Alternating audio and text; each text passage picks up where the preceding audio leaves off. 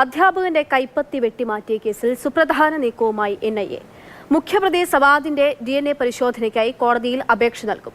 കേസിൽ കൂടുതൽ ശാസ്ത്രീയ തെളിവുകൾ ശേഖരിക്കുന്നതിന്റെ ഭാഗമായാണ് NIAയുടെ നീക്കം. 2010 ജൂലൈ 4 കൃത്യം നടത്തിയ ശേഷം 13 വർഷമാണ് ഒന്നാം പ്രതി സവാദ് ഷാജഹാൻ എന്ന പേരിൽ പലയിടങ്ങളിലായി ഒളിവിൽ കഴിഞ്ഞത്.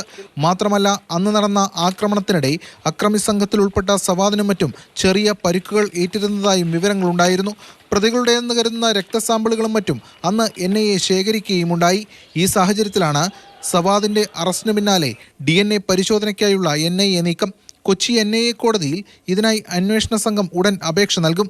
ഇത്രയും വർഷമായതിനാൽ കൂടുതൽ ശാസ്ത്രീയ തെളിവുകൾ ശേഖരിക്കുന്നത് വിചാരണവേളയിൽ നേട്ടമാകുമെന്നാണ് അന്വേഷണ ഏജൻസിയുടെ വിലയിരുത്തൽ. സംഭവസ്ഥലത്ത് പ്രതിയുടെ സാന്നിധ്യം സുശക്തമായി തെളിയിക്കാനുമാകും. സവാദിന്റെ പങ്കാളിത്തം ഉറപ്പിക്കാനുള്ള മറ്റു തെളിവുകളും ഇതിനോടകം NIAക്ക് ലഭിച്ചിട്ടുണ്ട്. അന്വേഷണം വേഗത്തിൽ പൂർത്തിയാക്കി ഒന്നാം പ്രതി സവാദിനെതിരായുള്ള കുറ്റപത്രം ഉടൻ NIA കോടതിയിൽ നൽകും. അതിനു മുന്നോടിയായി സമഗ്രമായ തെളിവുകൾ ശേഖരിക്കുകയാണ്. സവാദിനെ ഒളിവിൽ കഴിയാൻ സഹായിച്ചവരും കേസിൽ പ്രതികളാകും. സവാദിനെ ഒളിവിൽ കഴിയാൻ സഹായിച്ചത് PFI നേതാക്കളാണെന്നാണ് NIA റിമാൻഡ് റിപ്പോർട്ടിൽ വ്യക്തമാക്കിയിരുന്നത്. ഇവരെ സംബന്ധിക്കുന്ന കൂടുതൽ വിവരങ്ങളും ലഭിച്ചിട്ടുണ്ട്. ഒരു വട്ടം കൂടി സവാദിനെ NIA സംഘം കസ്റ്റഡിയിൽ വാങ്ങി ചോദ്യം ചെയ്യും. സവാദിന്റെ തിരിച്ചറിയൽ പരേഡ് നേരത്തെ പൂർത്തിയായിരുന്നു. പ്രൊഫസർ TJ ജോസഫ് അടക്കമുള്ളവർ പ്രതിയെ തിരിച്ചറിയുകയും ചെയ്തിരുന്നു.